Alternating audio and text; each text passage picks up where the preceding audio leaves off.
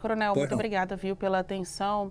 O senhor, como ex-investigador do CENIPA, vai trazer aqui informações sobre as suas impressões técnicas a respeito dessa tragédia, que a gente segue aqui apurando para trazer as informações jornalísticas mais corretas o possível. Explica para a gente o que é o Mayday, né, no sentido de pedido de socorro, o quanto isso poderia ter inviabilizado um acidente tão destrutivo quanto esse. É a primeira atitude a ser tomada pelo piloto quando ele tem consciência de que algo ruim, né, grave vai acontecer? Em quanto tempo consegue se tomar uma decisão, uma ação como essa? Para mim é importante. Eu tenho outras perguntas aqui para o senhor, do ponto de vista de legislação aérea, legislação internacional, mesmo sendo outro país. Tenho certeza que o senhor poderá nos contribuir aqui com informações, né, porque tem aí uma unicidade de regras por se tratar de aspectos aéreos. Mas para começo de conversa, fala para a gente, até de uma maneira pedagógica, o quanto um Mayday pode salvar ou evitar um acidente como esse, ou é mesmo só um símbolo para que após a tragédia, em caso de investigação, as pessoas saibam que o piloto ainda conseguiu perceber que algo grave aconteceria? O Mayday é exatamente a palavra utilizada pela aviação para expressar que a tripulação está numa emergência do mais alto nível. Existe também um outro chamado, que é o PAM-PAM, que é utilizado quando você está num nível abaixo de emergência, onde você pede uma prioridade, mas nada ainda tão crítico. No caso do Mayday, na realidade, é para expressar que a aeronave está necessitando realmente de auxílio, que a aeronave vai precisar ter todas as prioridades e que a infraestrutura aeroportuária, caso seja o caso de receber uma aeronave que declarou o Mayday, ela tem que estar com todos os seus recursos prontos para recebê-lo.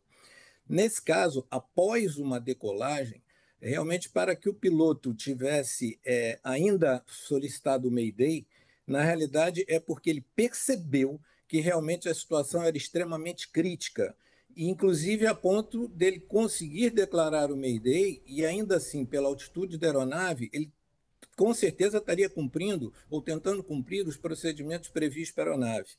Numa decolagem, normalmente, né, quando o avião começa a linha, todos os cheques já foram feitos, se faz sempre uma verificação na parte da configuração da aeronave, etc., né, para ver se os flaps, tudo está na posição certa. Ao iniciar a corrida de decolagem, existem o que a gente chama de callouts, que são expressões trocadas entre os dois pilotos para verificações durante a corrida de decolagem. Por exemplo, eu desconheço exatamente o que está previsto no 787, mas na maioria das aeronaves de grande porte, inicialmente existe um call-out para verificar, ok, motores estão com a potência correta. Isso já seria um indicativo de que poderia se abortar a decolagem antes da aeronave sair do solo. Então, se verifica se a velocidade está ok, se verifica se os dois pilotos estão com a mesma leitura de velocidade durante a corrida. Esse é outro cross-check muito importante, né? Geralmente é um cross-check de 80 nós, 100 nós, alguma coisa nesse sentido, só para que os pilotos verifiquem se as velocidades estão iguais nos dois mostradores. Isso por si só, quando há uma defasagem, já é motivo para o piloto abortar antes de atingir a primeira velocidade crítica, que a gente considera a V1, né, a V1, que é exatamente até aquela velocidade o piloto tem condição de abortar a decolagem. Ele tem condição de usar os freios reversos, porque é um cálculo que se faz para que a abortagem seja, para que a decolagem seja interrompida ainda com espaço suficiente para fazer a parada sobre a pista.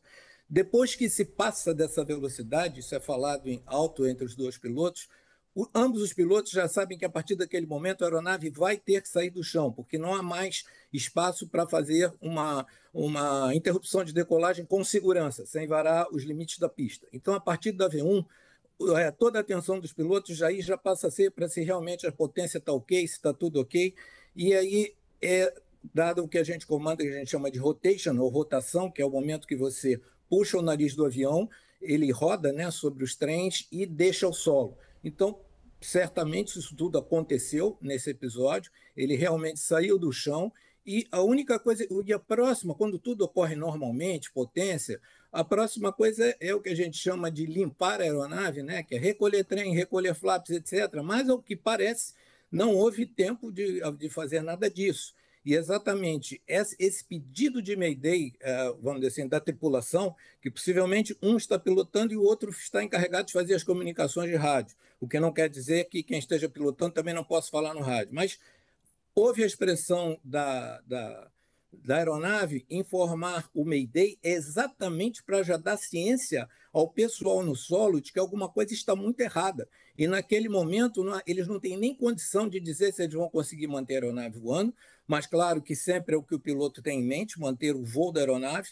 Então, o Mayday já é algo para colocar todos em alerta. E, logicamente, se você coloca todos os recursos do aeroporto pronto para uma emergência, você tem uma boa chance de minimizar as consequências. Então, assim, seguindo a linha da sua pergunta, o Mayday ele não é capaz de interromper um acidente, mas ele já consegue, você com essa comunicação, você consegue que todos os recursos já sejam colocados, que todas as atenções, todas as prioridades sejam dadas àquela aeronave, e a partir daí o piloto tenta tomar as ações. Mas, infelizmente, o que se vê na cena é uma aeronave perdendo potência, é diferente de uma aeronave estolar, quando a gente chama que é estolar, é quando a velocidade cai tanto que o avião não tem mais condição de manter o voo. Mas não parece, não me pareceu isso nas imagens que se tem.